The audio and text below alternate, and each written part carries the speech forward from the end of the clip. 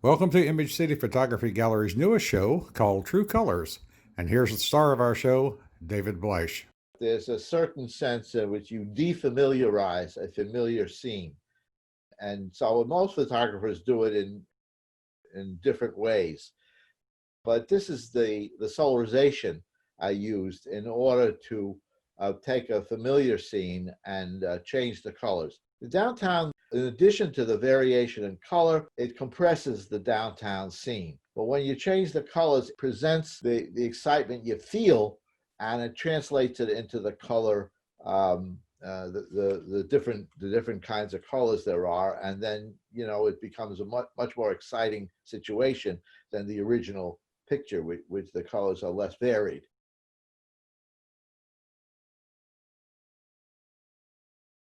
Well, our digital competitions are very popular with our members. We just have more and more every month. The last month was the biggest.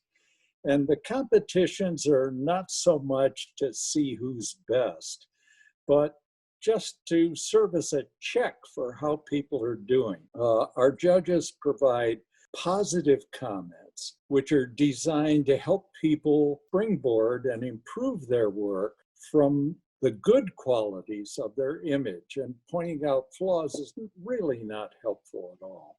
And knowing where you succeeded and how you succeeded is just a huge benefit, and people love it.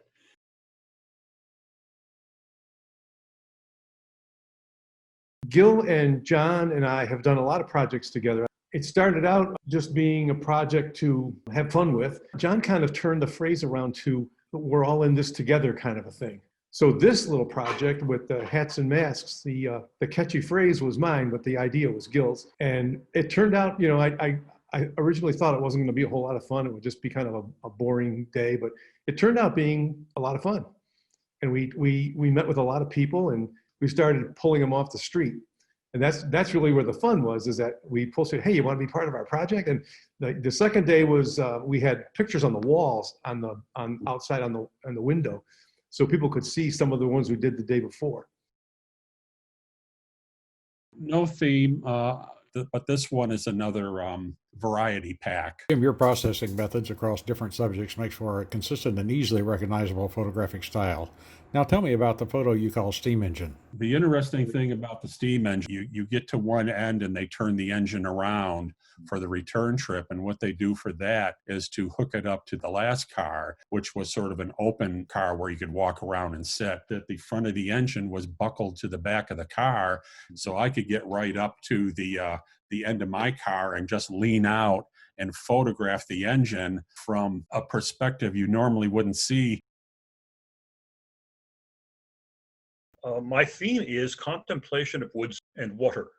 I go for a walk and I take the camera along and I like the lighting here. Let's see what I can get. And of course, with film, you get to enjoy it twice because you got to finish the roll and get it and develop it and scan it and all that. And so, I don't get to see the image for another couple of weeks. Tell me about that photo you call Pat Lake.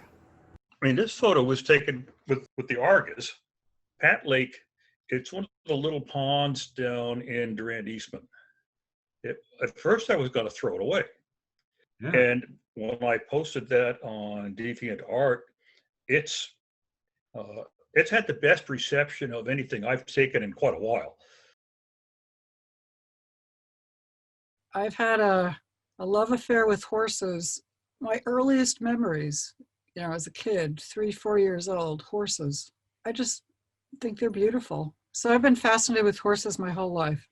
Despite the fact that there are some really ravishing colors at a racetrack, like the jockey's silks, I decided to go all black and white for these photos because the racetrack is a visually pretty noisy place, signage all over the place, things flashing at you.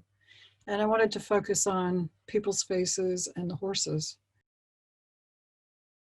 Well, I guess I don't know if I'll be the only one. I would assume not, but I think I'll be sticking with an autumn theme, and fall is a wonderful time of the year. That's maybe why I signed up to be part of the show in October. Dick, tell me about the photograph you call Rock of Ages. You know, Letchworth Park, just like many of our other natural areas, is always changing. I was just fascinated by the gorge wall itself.